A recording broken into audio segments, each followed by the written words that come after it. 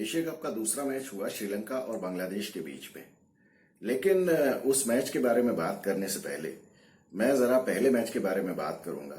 पहले मैच का जो मैंने एनालिसिस किया उसमें कुछ पाकिस्तानियों ने मेरे पाकिस्तान को भिखारिस्तान कहने के ऊपर काफी ऑब्जेक्ट किया। लेकिन मैं उन्हीं पाकिस्तानियों से पूछता हूं कि आप ही बता दो कि आपके देश को मैं और क्या कहूं। आपके देश को भिखारिस्तान कहने में आपके प्रधानमंत्री ने कोई कसर नहीं छोड़ी है। और ऊपर से मुझे तो आप पाकिस्तान से नफरत करने के 1000 कारण में गिना सकता हूं। मेरी बला से तो पाकिस्तान में क्रिकेट बंद हो जाए, पाकिस्तान देश ही बंद हो जाए, मेरे को कोई फर्क नहीं पड़ता इससे।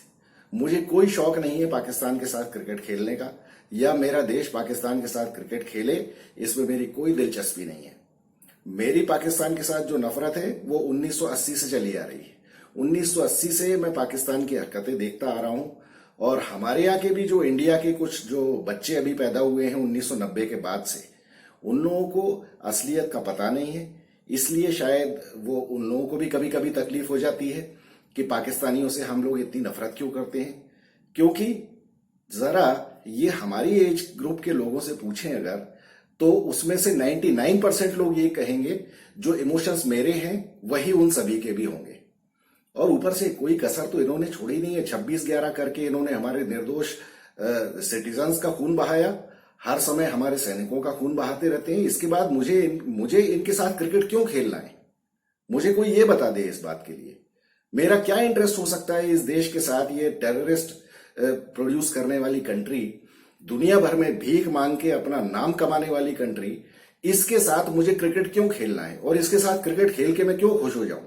और उसके बाद आप उम्मीद करते हैं कि मैं इनके प्लेयर्स की तारीफ करूं? तो माफ कीजिए, आप लोग जितने भी ये लोग मेरे वीडियो देखते हैं, आप इस एशिया कप में या वर्ल्ड कप में पाकिस्तान के जो भी मैचेस होंगे, अगर आपको मेरा वीडियो पसंद नहीं आता है तो पाकिस्तान के मैचेस के एनालिसिस आप ना देखें।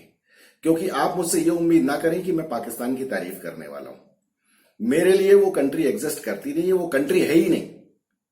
इसलिए आप पहले ही डिसाइड कर लें कि पाकिस्तान के मैच की एनालिसिस आपको मुझसे सुननी है या नहीं सुननी है। मेरा उसमें कोई इंटरेस्ट नहीं है। इन लोगों ने हमारे देश में जितनी भी परेशानी है उसकी 80% जड़ पाकिस्तान है। ऊपर से इनका जो प्राइम मिनिस्टर है, आपको याद है इसने क्या ट्वीट किया था? जब इंग्लैंड ने हमको 10 विकेट से हराया तो वहां पे ये फाइनल मैच के दौरान इसने ट्वीट किया कि match between 152 for 0 and 168 for 0। तो जिस देश के प्राइम मिनिस्टर का लेवल ये है, उसमें हम जैसे लोग अगर इस तरह से पाकिस्तान को क्रिटिसाइज करते हैं तो हम तो बहुत छोटे लोग हैं। और मुझे अफसोस है कि हमारे देश में भी कई लोगों को पाकिस्तान के साथ सिंपैथी है। तो मेरी बला से मुझे कोई फर्क नहीं पड़ता। मेरे जो सेंटिमेंट्स पाकिस्तान के लिए हैं या पाकिस्तान के अगेंस्ट हैं, वो वैसे ही रहेंगे। बाकी जिसके जो सेंटिमेंट्स हैं वो उसको मुबारक हो। मेरी मजबूरी यह है कि एशिया कप चूंकि आईसीसी का टूर्नामेंट है, इसमें इंडिया पार्टिसिपेट कर रहा है, इसलिए मुझे हर मैच की एनालिसिस करनी है। अगर मुझे टाइम मिलेगा तो मैं सारे मैचेस की एनालिसिस करूंगा। अब उसमें अनफॉर्चुनेटली पाकिस्तान भी है तो मुझे उसकी भी एनालिसिस करनी पड़ेगी। लेकिन उसमें मुझसे किसी सिंपैथी की उम्मीद आप लोग ना करें। और पाकिस्तानी तो बिल्कुल मेरा वीडियो देखें ही नहीं, क्योंकि they are not welcome on this channel. क्योंकि आपको मुझसे गालियों के अलावा कुछ मिलने वाला नहीं है। और मैं आपके मुंह पे आपकी सच्चाई बताऊंगा, आपको भला लगे या बुरा। और बाकी इंडियंस में मुझे लगता है कि मेरे सेंटिमेंट्स के साथ आप लोग एग्री करेंगे। चलिए, श्रीलंका और बांग्लादेश के बीच में जब ये मैच हुआ, आज मौसम कुछ बहुत अच्छा नहीं रहने वाला था, ऐसा प्रेडिक्शन था। बाद में रेन की भी आशंका थी। मुझे ताज्जुब हुआ उसके बाद शाकिब अल हसन ने टॉस जीतने के बाद बैटिंग कर ली। अब बैटिंग कर ली, ये जो पालिकल का जो स्टेडियम है, इसमें जो ग्राउंड है, इसके ऊपर वो लोग ये कह रहे थे कि ये तो 290 का एवरेज स्कोर होता है इसमें वनडे मैच में। लेकिन एक बार आपको जरा मैच में वेदर भी तो देखना चाहिए। शाकिब अल हसन ने पहले बैटिंग ले ली टॉस जीतने के बाद। देखिए, बैटिंग आप या तो तब लेते हैं जब आपको बिल्कुल ही विकेट समझ में नहीं आ रहा हो, या फिर आपकी बैटिंग बहुत ज्यादा स्ट्रांग हो। लेकिन अभी अभी आपको लिटन दास का झटका लगा है। उसके पहले आपका ये जो तमीम इकबाल, वो भी अनफिट होके बाहर हो गया। आपकी बैटिंग वैसे ही वीक हो गई है, आपके रेगुलर ओपनर्स आपके पास नहीं है, तो आप क्यों इस तरह की रिस्क ले रहे हो? आपने क्यों पहले बैटिंग ले ली बाद में ये सोच के कि चलो विकेट कुछ ऐसा हो जाएगा वैसा हो जाएगा? वेदर को देखते हुए तो बिल्कुल भी ये सेंसिबल डिसीजन नहीं था। मुझे तो बिल्कुल समझ में नहीं आया ये शाकिब अल हसन ने क्या किया, और हुआ भी वही। महेश तीक्ष्णा ने पहले 4 रन पे ही निपटा दिया उसको, ओपनर को। उस ओपनर को तो समझ में ही नहीं आया, वो पहली बॉल में ही आउट हो गया। वो नया ओपनर था बेचारा, डेब्यू करवाने के चक्कर में उसका भी पहली बॉल पे ही आउट करवा दिया उसको। और आपको मालूम है कि वहां तीक्ष्णा से वो ओपन करवाता ही है दशुसाना का, तो आपने नए बच्चे को भेज दिया, वो आउट हो गया। उसके बाद 24 रन पे दूसरा विकेट भी आउट हो गया। मतलब ये हालत हो गई कि 7-8वें ओवर में तो इनके 25 रन पे 2 विकेट हो गए। फिर उसके बाद खुद भी शाकिब अल हसन आउट हो गया। हालांकि वो तो एक फ्रीक डिसमिसल था, मतलब उसमें शाकिब अल हसन की कोई गलती नहीं थी। ऐसे उसने शॉट ट्राई किया, बॉल थोड़ी सी ऊपर नीचे हो गई, उसका ग्लव लेके चली गई, और कुशल सिल्वा, ये अपना विकेट कीपर जो था कुशल मेंडिस ने एक बहुत ही अच्छा कैच पकड़ लिया। अब वो 36 रन पे 3 विकेट होने के बाद तो इन लोगों की बहुत हालत खराब हो गई। हालांकि उसके बाद अपना वो जो चौथे विकेट की पार्टनरशिप में इन लोगों ने थोड़े बहुत रन बनाए, 60 रन जोड़े, लेकिन 3 विकेट गिर जाने के बाद हालत इनकी अच्छी खासी खराब हो चुकी थी। और श्रीलंका के स्पिनर्स और जो मीडियम पेसर्स थे उन लोगों ने काफी अच्छी बॉलिंग की, विद इन द लिमिटेशंस उन्होंने बॉलिंग की, और काफी अच्छा उन लोगों ने रोक के रखा, प्रेशर बना के रखा। दूसरी बात ये थी कि बांग्लादेश के सामने ये टेंशन हो गया था कि इनके पास बैट्समैन थे नहीं कोई ज्यादा बहुत अच्छे इनके पास मिडिल और लेट मिडिल ऑर्डर में। हालांकि वो मेहंदी हसन एक बहुत अच्छा था, और दूसरी बात शंटो बहुत अच्छी तरह से खेल रहा था। वो तो भला हो शंटो का, जो शुरू में थोड़ा बहुत गड़बड़ होने के बाद भी उसने बहुत अच्छी बैटिंग की और 86-87 रन बना दिए उसने। लेकिन मुशफिकर रहीम ने बिल्कुल भी परफॉर्म नहीं किया और बहुत ही गंदा शॉट मार के आउट हुआ। उसे देखना चाहिए जब आपके अभी 14-15 ओवर बाकी है, आपने अच्छा खासा मतलब एक इनिशिएटिव गंवा दिया। और सीनियर बैट्समैन होने का मतलब क्या है? ये गलतियां हमारे इंडियन बैट्समैन भी बहुत सारी करते हैं कि इतना सारा एक्सपीरियंस होने के बावजूद आपको समझ में नहीं आ रहा है कि आपको बस वो एक ही बॉल मिली है और मालूम है कि वहां फील्डर लगा हुआ है थर्ड मैन पे, डीप थर्ड मैन पे, और उसकी बिल्कुल इतनी शॉर्ट पिच बॉल को आपने हाथ में कैच थमा दिया जैसे कि बिल्कुल कैच प्रैक्टिस करवा रहे हो। तो मुशफिकर रहीम से बिल्कुल उम्मीद नहीं थी, लेकिन ये बहुत बड़ी गलती अक्सर करता है ये मुशफिकर रहीम।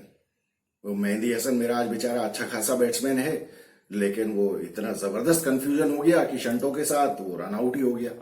अब ऐसे में तो खैर मतलब किसी को भी दोष देना गलत है, क्योंकि मिड विकेट और कवर्स के ऊपर जब भी बैटिंग में बैट्समैन अगर वहां पे शॉट को खेलता है तो ऐसे टाइम में कॉलिंग में बहुत कंफ्यूजन हो जाता है, और अक्सर ऐसे में हमने देखा है कि रन आउट हो जाते हैं। क्योंकि अगर बैट्समैन के पीछे जाए या नॉन स्ट्राइकर के पीछे बॉल जाए तो ऐसे में कॉलिंग थोड़ी सी आसान होती है, लेकिन ये जब बीच में जाती है या तो कवर्स में या मिड विकेट पे, ऐसे में हमेशा कंफ्यूजन होता है और अक्सर रन आउट होते हैं। तो 162 रन पे इनके 7वां विकेट इनका 162 पे गिरा, और उसके बाद 164 पे ये ऑल आउट ही हो गए। तो वहां तीक्ष्णा ने भी ले लिया, पतिराना ने निपटा दिया इनको। पतिराना को देख के मुझे बड़ा अच्छा लगता है। हालांकि वो अब तीक्ष्णा और पतिराना दोनों ही चूंकि सीएसके के प्लेयर्स हैं, इसलिए हमारा भी सॉफ्ट कॉर्नर इनके साथ रहता है। तो कुल मिला के 164 रन तो बहुत ही कम स्कोर था। जैसा विकेट था, जैसी कंडीशंस थी, जिस तरह से बॉल स्विंग और सीम हो रहा था, स्पिन हो रहा था, मुझे लगता है कि अगर इन लोगों ने 190 रन बना लिए होते अगर, तो ये इनके लिए काफी फाइटिंग हो सकता था, जैसा कि बाद में हुआ भी। क्योंकि श्रीलंका की भी हालत वैसी हो गई, श्रीलंका के भी इन लोगों ने 3 विकेट गिरा दिए थे। श्रीलंका की भी एग्जैक्टली वैसी ही शुरुआत हुई जैसे कि बांग्लादेश की हुई थी। 15 रन पे 2 विकेट हो गए और 45 रन पे 3 विकेट हो गए। फिर उसके बाद चौथे विकेट की पार्टनरशिप लेकिन इन लोगों की काफी अच्छी हो गई। वो सदीरा समर विक्रमा और Charith Asalanka is a very good batsman. Samarawickrama के बारे में मुझे ज्यादा पता नहीं था, लेकिन आज देख के उसकी जो मैच्योरिटी से उसने बैटिंग की, उससे उसको देख के मुझे काफी अच्छा लगा कि ये नया खिलाड़ी है इनका, और आगे इसका फ्यूचर भी अच्छा है और श्रीलंकन क्रिकेट का फ्यूचर भी अच्छा है। जो नए प्लेयर्स इस तरह से मैच्योरिटी के साथ बैटिंग करते हैं तो ये देख के काफी अच्छा लगता है। चरित असलंका वैसे तो काफी अटैकिंग बैट्समैन है, लेकिन आज उसने सिचुएशन की नजाकत को समझते हुए बहुत अच्छी बैटिंग की, मैच्योरिटी के साथ, कोई उल्टा सीधा शॉट नहीं मारा।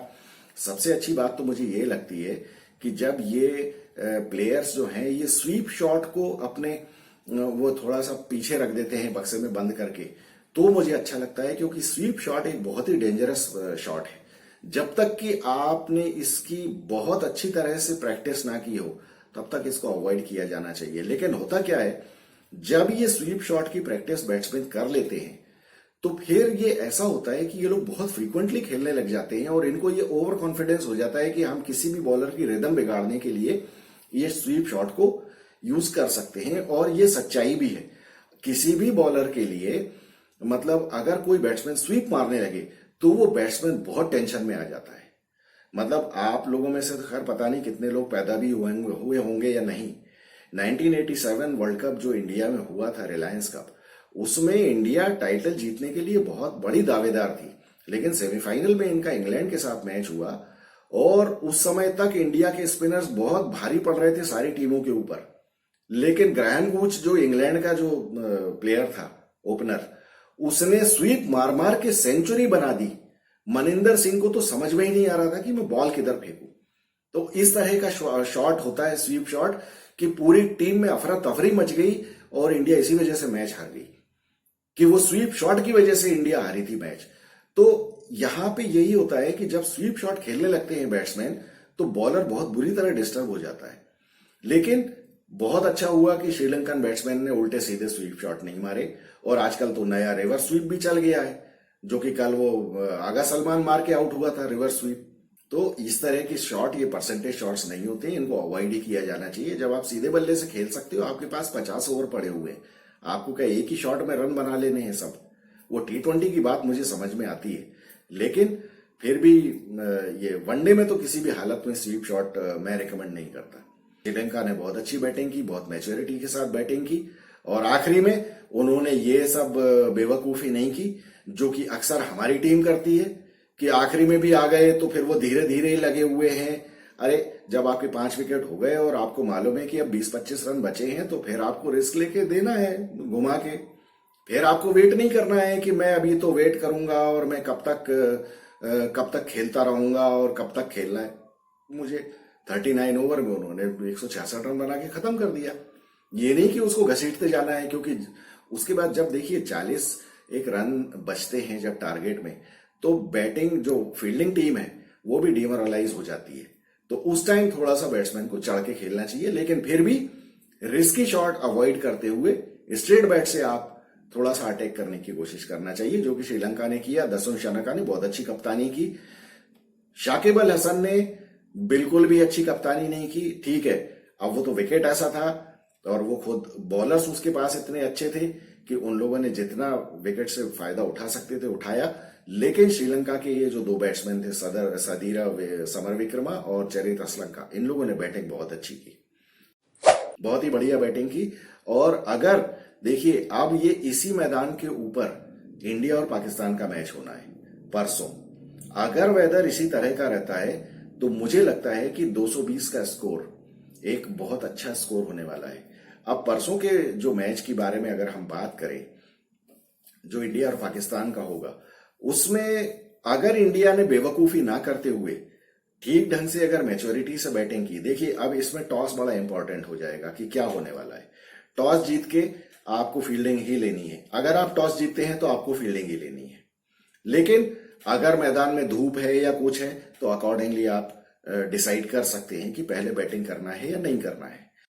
दूसरी बात, ये जो शाहीन अफरीदी का जो हवा बना के रखा हुआ है उसके बारे में आज मुझे कुछ बात करनी है कि मुझे समझ में नहीं आता, पूरी दुनिया में शाहीन अफरीदी के नाम का हवा मचा हुआ है और सारे बैट्समैन, सारे दुनिया को यह बात पता है कि शाहीन अफरीदी शुरू के 2-3 ओवर में करता क्या है। उसका सिर्फ एक ही काम है कि वो सीधे सीधे तेज फुल लेंथ बॉल अंदर लाता है राइट हैंडर के लिए या लेफ्ट हैंडर के लिए। उसके पास एक ही बॉल है, लेकिन उसके बावजूद उसने तो रिकॉर्ड बना दिया है कि हर मैच में वो पहले ओवर में विकेट ले लेता है। तो क्या बैट्समैन का आईक्यू इतना ज्यादा कम हो गया है या इतने ज्यादा बेवकूफ हो गए हैं बैट्समैन कि इनको मालूम नहीं है कि वो क्या करने वाला है। एक बॉलर तो देखिए वो होता है जिसके पास इतना ज्यादा वेरिएशन है कि बैट्समैन को पता ही नहीं है कि वो क्या क्या बॉल डालने वाला है।